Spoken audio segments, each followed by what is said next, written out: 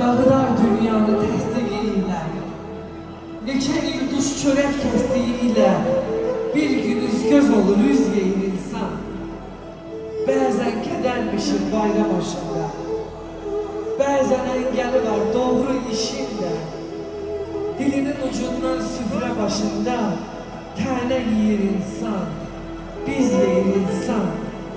Nazilə aldanıb düşənlər güyə, özü də bilməyir nə üçün, niyə? Əməli təməli düz gəlsin deyə, daim çox qazanır, az deyir insan. Ağlayıp getdi o yan gözyaşını aldırdı məni.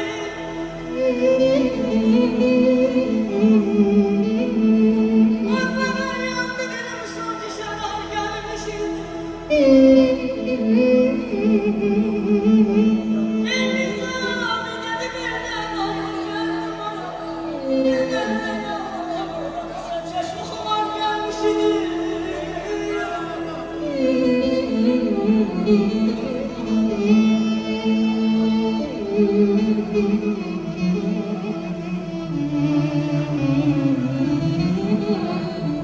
Hazinem binaya dayan.